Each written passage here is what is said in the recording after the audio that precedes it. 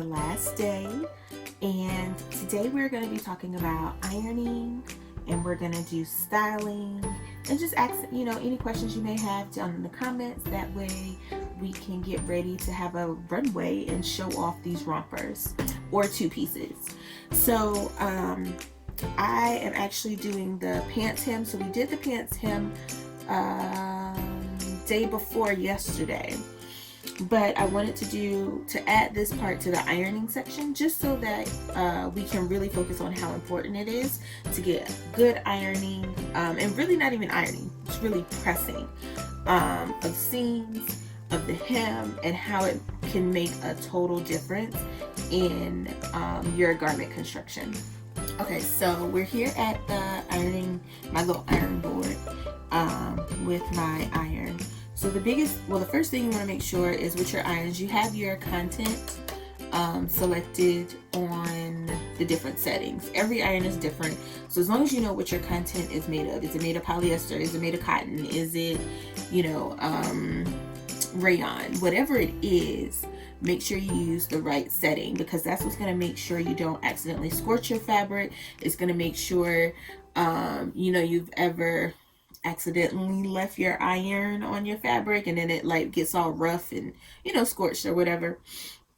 That's going to help it, because if your iron knows what type of fabric it is, it knows how conducive it is to heat or how non-conducive it is to heat. So I have mine set to polyester because that's the main content of this particular fabric. It's a polyester blend. And so what I started doing is turning up my hem so that way I can press it into place before I actually hem it. What I also do is for all of my seams, I press my seams towards the back. So my side seam is facing the back of the garment. And that's in all of my garments. Like even this one that I have on, my seam is to the back. Not only does it helps me at least, so that way before I put tags in my clothes, there have definitely been times where I would look at something and be like, is this the front or is this the back? Like this top, for instance, the front and the back are very, very, very similar. So if I don't put a tag in it, that's one way that I'll know, like, okay, this is the front, this is the back. It's kind of hard to, make that mistake when you're making like a full-on romper, because clearly I know which is the front and which is the back because of pockets. But, if you're making like a dress or you're making something else, you may not always know. So that's one thing that I've always done, is I press all of my seams to the back. Side seams to the back, shoulder seams to the back. Right here side, the bodice side seam is all to the back. So what we're doing now is I am pressing my hem up. And one thing that I did when we tried on the pant, remember day before yesterday when we sewed our pant together, and we tried it on. When I tried on my pant, I noticed I had just a little bit more length than I really wanted. So the pattern calls for a 1/2 inch seam allowance. I'm doing a full inch, and I think it'll be good for me because I do not plan to wear this with heels. And if I do, it may be like a small wedge heel. I don't plan to wear my good, my show out heels. I don't plan to wear those with this particular romper. So I want to make sure that it either lightly grazes the ground or is good enough to at least cover my ankles. So I'm just going to hem it up just a little bit more than that 1/2 inch that the pattern calls for. I'm going to do a full inch. And that could be for a number of reasons, on why it's not a 1/2 inch for me. It could be from all the adjustments I made, because I didn't make it straight from the pattern. Remember, we made our pattern adjustments. And like, I said before, one of the great things about sewing your own patterns, well, not sewing your own patterns, sewing your own garments, is you can do whatever you want. the pattern was built with that 1/2 inch hem allowance. But if you like your pants shorter, longer, wider, skinnier, you can make those changes because it's your garment, right? So we're doing pressing here, and I'm just going around, turning up and pressing. And remember, when we press, we put the iron down, we leave it there, you can apply some pressure, and then you lift up. Don't go back and forth, don't slide. So here you can see that my seams are pointing this way. See how my seam goes that way? This seam is going this way. This lets me know that this piece is my back piece. And I mean, no one's really gonna be looking at my clothes like that. Like, no one's gonna be like, ooh, your seam don't look right. But for me, I like knowing that I just add that little extra care into what I make. And for my hem, I will not be using my serger. I'm just gonna leave the edge raw, and I'm just going to hem it. I'm just not even gonna serge it. It's not that crucial for me, at least. If you want to, feel free to go ahead and serge the bottom edge of your pant, and that way when you turn it up, you'll have a finished edge right here. But since it's a knit, it's not going to fray, so I'm not really worried about it. I'm going to grab my clips real quick. So after I press, I still clip my whenever I do like a shoulder hem, not shoulder, a sleeve hem. This will be my pants hem.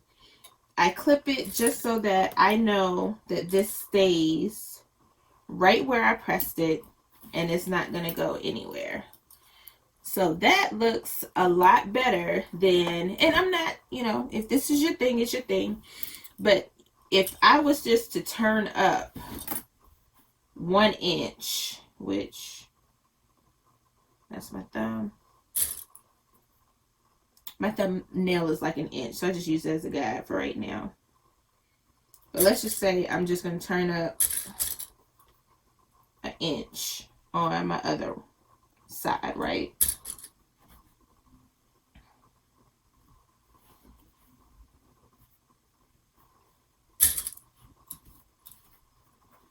I'm still going to press this, but just for show. If I went to my sewing machine and I tried to press, or I tried to hem this pant leg versus this pant leg, this one's going to give me the better results because my fabric knows where it needs to be. It's already like, all right, this is where I'm going to be. I'm good with it. Over here, my pant is like, you ain't tell me where to be, so I'm going to do what I want to do. Some people are able to do that and it looks just fine. I'm not one of those people. I need to tell my fabric what to do. It needs to get on my schedule. It needs to be with me. So I'm not one of those people.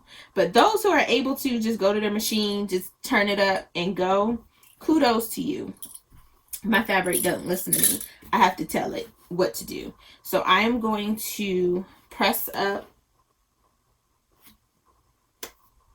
If my seam gauge was here, I would press up 1 inch.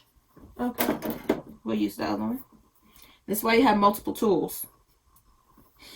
I'm going to press up 1 inch, and you can kind of see from where on this one I haven't pressed my seams, my side seam and my inseam.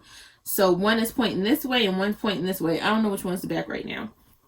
But when I actually do my pressing of my side seam and inseam, I will make sure I press the length of the pant which way it needs to go. So again, that's just a personal preference. That's just my thing that I like to do.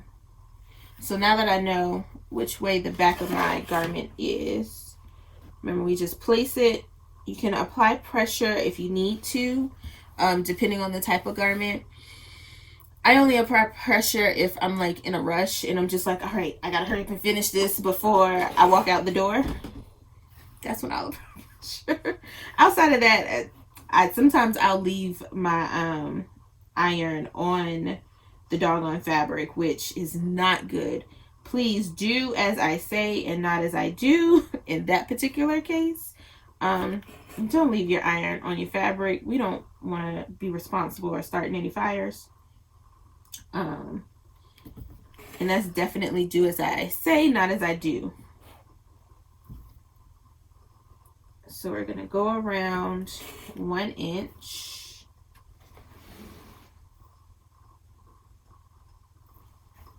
And just lightly lift as you go around, making sure you don't slide.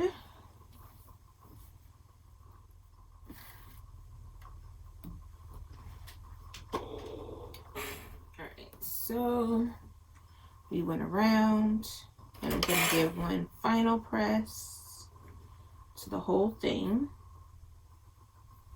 Well, the whole hem. Alright. So here you can see my hem is nicely pressed. It's gonna stay. No more of that flopping about, flopping around, which is wonderful. So what I will also do, which I probably should have did it before the hem, but hey, it is what it is make sure you press your side seams and your inseam. So day before yesterday when I tried my pants on, you could kind of see, at least for me, I could see my side seam very visibly, because, and even my pocket here, you can see it's not, you know, laying how it should lay. It's not there where it needs to be. Fabric can have a mind of its own, and you just got to let it know you're the boss. You're going to lay where I need you to lay. So if you see here on the ironing board, even though I'm pretty sure I used fairly light hands when I serged this together, there's still this waviness that happens. So by pressing, we're going to get that out. This bulge is our pocket, so that's why that's there. I'm not concerned about that. There's even a little bit of waviness here in our pocket. So as we as we press, we're going to press all of that out. So what happens is it lays flat against your body. I have enough curves. I don't need my clothes to have curves in addition to my curves. Okay, so I just pressed this side, and you can definitely tell the difference. Like, just look at the way the pocket lays. I'm hoping both of this is all in the camera. You see this pocket? Nice, flat, there, right? I'm telling it what to do. Versus this pocket, you know, she just need a little help. We're going to press her so she can get just like this other pocket. And then I will do my hem. Okay, so I am on the last, well, not last seam, there's only two. But I'm on the last seam that I'm going to press before I do my hem. And if you are like me, to where your space is limited, since I have this desk, since I have this little desk tabletop, one thing that I do to kind of press my seams and make sure I don't accidentally press something up under it is I will maneuver my fabric so that it's not on any type of fold. So this is just like the back piece of my garment, and I make sure that when I have my iron pressing the seam I'm looking at, it's not also pressing a random crease or fold into the fabric. So I try to make sure I don't go towards the end there. Also, one thing that I did before when we were moving, I recently, well, I guess it's not too recent, but within the past 6 months, I moved from Missouri to Texas. And when we moved, I did not keep an iron. And anyone that may be military affiliated or know kind of how, see, look, I talked about it and then I did it. I did not want to sew. I did not want to iron it. You know, the military, they come, they pack up all your stuff. And literally, if you don't put it like in your car somewhere where they won't take it, they will take it. So I am pressing this to the wrong side. Anyway, so when we moved, I forgot to keep an iron. And an iron is something in this house we have at least 4 to 5, because something always happens and we go out and buy an iron. An iron will go missing, we go buy an iron. So we have at least 4 to 5, and all of them jokers got packed up. But one thing I kept with me, because I was doing some shirts for the family, is I had my Easy Press from Cricut. Y'all, that Easy Press is a great iron. I mean, because that's essentially all it is an oversized iron, right? Put you down a blanket, put down a towel. So if you have an Easy Press because maybe you were into, you know, Cricut things and crafting before you got into sewing, use that. Put a towel down, put your garment down, boom, and press with your Easy Press. It's definitely possible. You got to use what you got sometimes. Or if you're like me, like I think this iron it's a Hamilton Beach. I got it from Walmart for like, I don't know, 10-15 bucks. It doesn't take very much. You don't, even though I would love to get a different iron for my sewing, this one does what I need it to do. So you don't have to, you know, have one of the latest and greatest. These work just fine. So my pants are all pressed. And I mean, I don't know if y'all can tell the difference, but I can tell a difference. Everything is where it needs to be. There aren't any of these random waviness or anything else. This is also a great time to cut any loose threads. I know I'm guilty of having loose threads on my garment all the time. I swear it never fails. I will be sitting here and I'm like, yeah, I cut all the loose threads. And then, you know, my kids and my husband is helping me, you know, take pictures. And they'll be like, Mom, you got a thread right here. And I'll be like, how? How, Sway? Okay. So that part is done. Now, you should already have your hem done from day before yesterday. But if you don't, go ahead and do it now.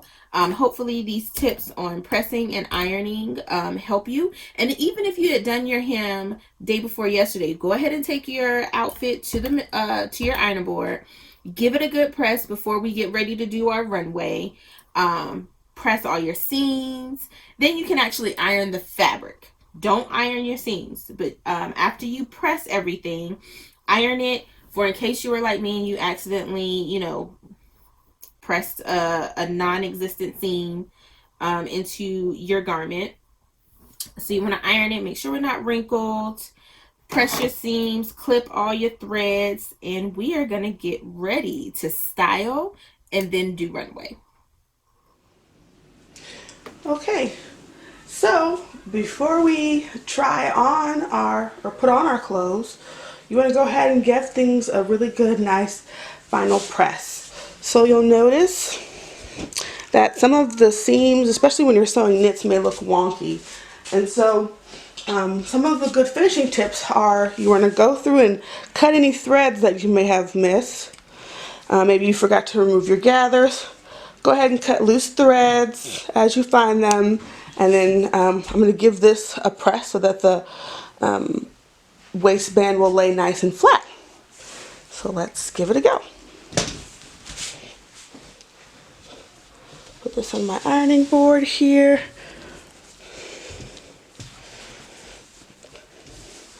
You can, some people will choose to kind of top stitch this down with a stretch stitch. And sometimes I do that, depending on, we need to move this back a little bit. I'm running out of space. There we go. Okay. Nope, still don't have enough space. Okay, 1 second. All right, the cord was caught.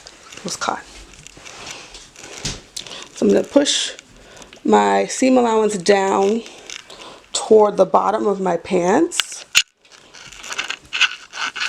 and iron it out.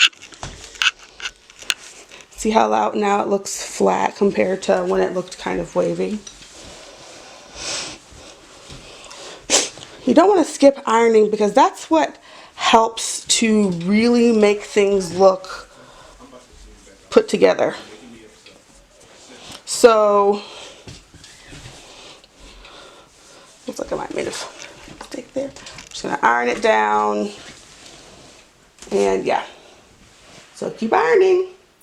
Hey everyone, we are on the final day. It is runway day. So go ahead and put on your romper, put on your two-piece, because we are showing them off today.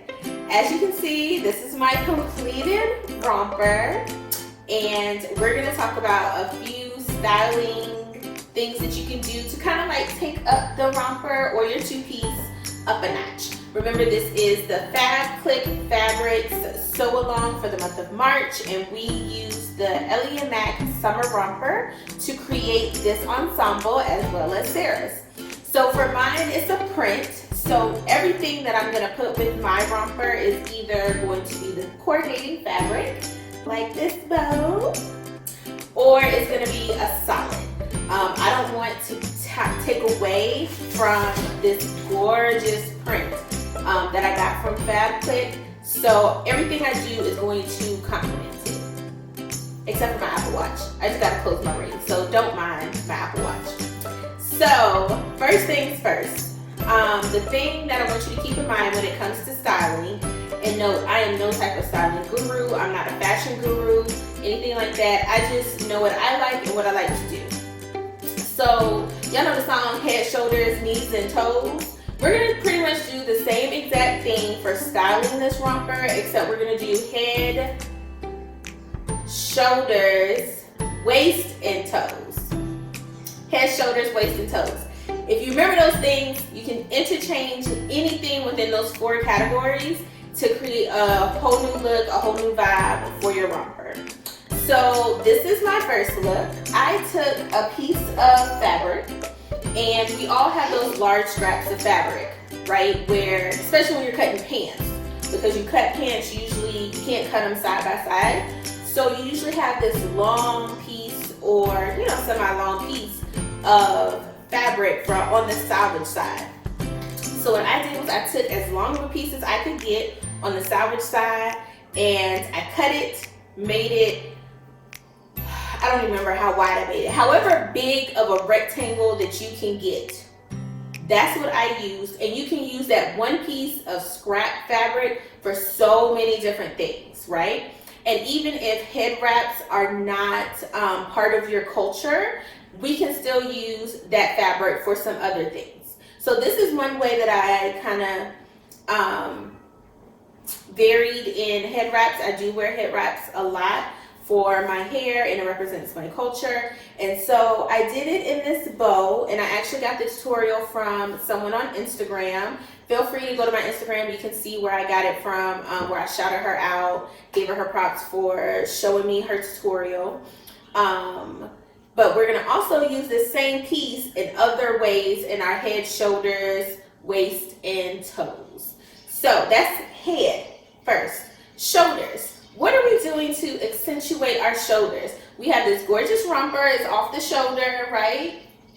And it's doing what it needs to do. And you can do different ways in wearing this. So right now I have it all the way down. You can also wear it up.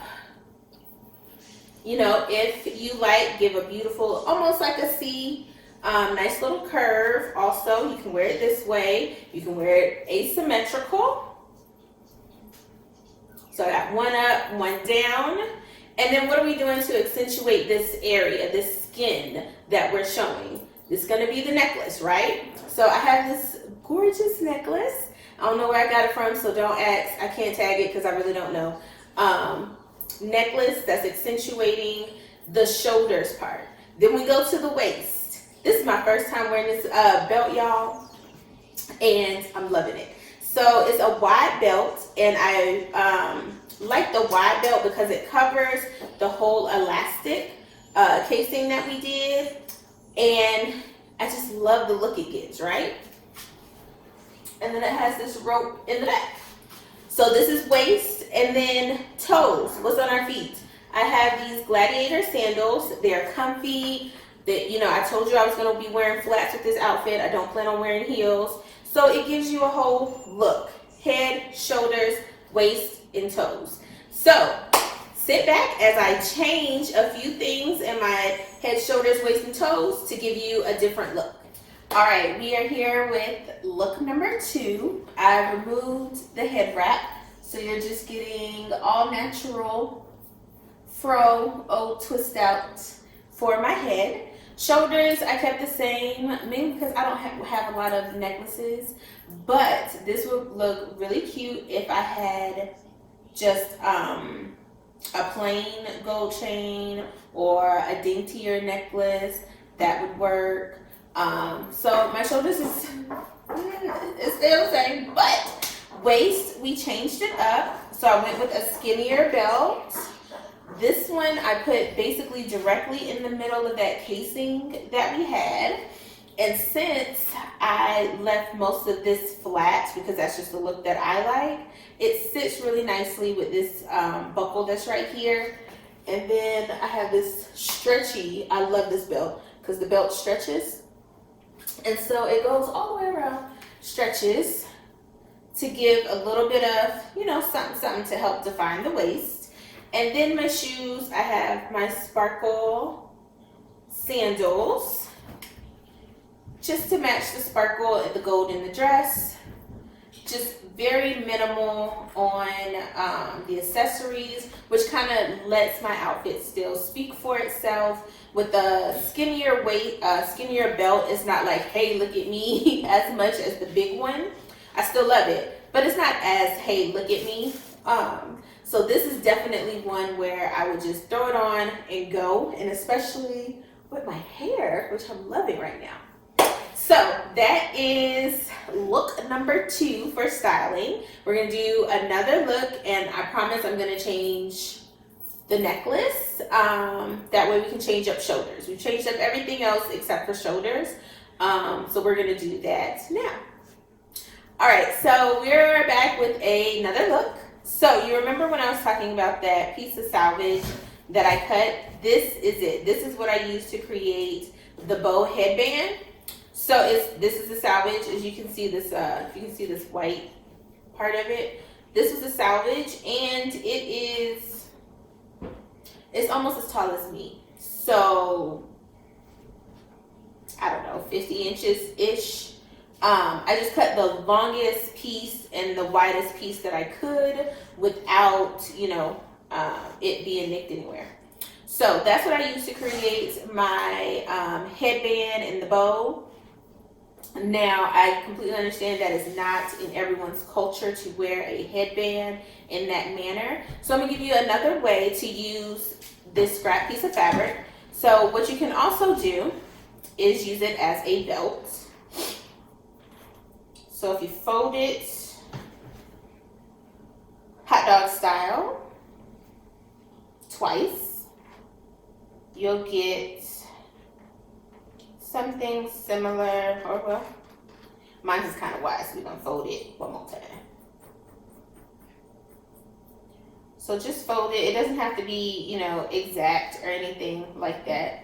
And for me, because I like the flat front, I'm going to put it right there where my elastic is. And I'm not going to tie it or anything because that's just going to create extra bulk.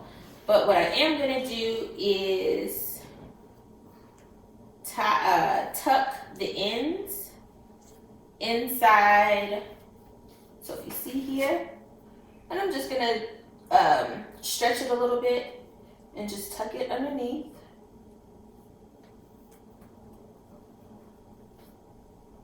Same thing on this side, stretch it just a little bit.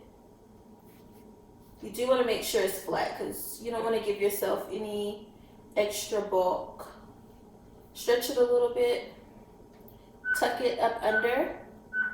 If you're really concerned about it coming loose, you could always put a clip, you could tie it in the back or something like that. And now you have this little belt, which, you know, just goes right along with the print that you, or the solid that you've already been using.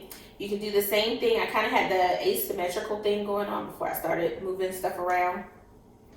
Do the same thing with your shoulders up, which I'm gonna keep mine up for this particular case because I took my necklace off and I had already put these earrings on, and I really love the simplicity of having the earrings with nothing competing with it right here. Like, it's just living skin right here with my big earrings. So you can do the same thing. Any type of big bold earring that you may have, put that on, leave this bare so that way nothing's competing and fighting for attention. And then I put my hair up. Anytime I put my hair up, I wear bigger earrings. That's just my thing. So head is a different hairdo with hair up, and my earrings are for my shoulders. My shoulders bare here. We brought this up. For waist, we did a self belt using salvage scrap fabric that we already had. And then I kept on my same sparkly shoe. Like, hey, how you doing? So yet another easy, simple thing you can do to your romper or your two-piece to create a totally different look. So we have all of those. We have all of those, and you can do the same exact things with yours. You could even do a contrast belt. So if you have some scrap, in my case, if I had like some orange fabric, I could do the same thing here. You could also do any type of belt that you have at home. So there's different things that you can do to make your romper or your two-piece outfit really stand out and be different, and just to be you. Everyone is different, so however you style your two-piece or your romper is completely up to you. Like, I just took mine off and I would be so okay with this, not even using my self-tie belt, and it's still a look. Hi, and welcome to day 5 of our sew along. Thank you for having joined us the past week here at the Fab Clique as we sewed either a romper or a two-piece using the Ellie and Mac Summer Nights Rompber pattern. I chose to do a two-piece in this mango rib knit from the Fab Clique, and it's a shirt with bishop sleeves and then the capri length pant with pockets. Today we'll be talking about finishing up your outfit to make it look perfect, and well, nothing's perfect, but to make it look more professional, and then also to talk about different ways to style it so that it looks different, using maybe different accessories or shoes and things like that. So let's jump right in. So first up, I'm going to be looking in the mirror as I do this. I'm going to go for a casual, cool look. I'm going to use some leopard cheetah? I don't know, some animal skin or animal print flats. And to kind of spice up my look a little bit, I'm going to put on my favorite black hat.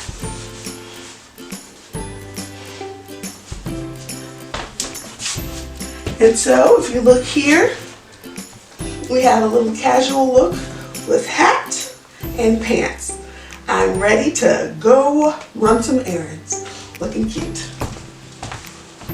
Okay, so I swapped out my earrings, and I'm going to try putting this with some sparkly wedges that my mom gave me. I also tried tucking in my shirt to see if that could give it a different look. What do we think? Maybe I'm not feeling a hat today, so let's try it without the hat. Now, since I decided to make a two-piece, I'm going to try a few outfits of separates. Okay, here we have our first look using the shirt from the two-piece and a skirt made from the fabric that a friend brought me back from Africa. And I paired it with some booties. And so this is kind of fun and flirty.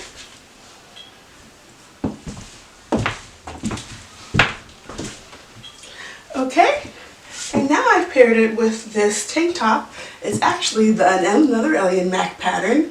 It's the curved pocket tank, I believe. And this is a double brush poly from the Fab Clique that is in sunflowers. And so I paired it with the pants and some wedges. I was feeling kind of a beachy vibe. Took off my earrings just cause. And then, I mean, you can also wear the shirt in different ways. A very casual look.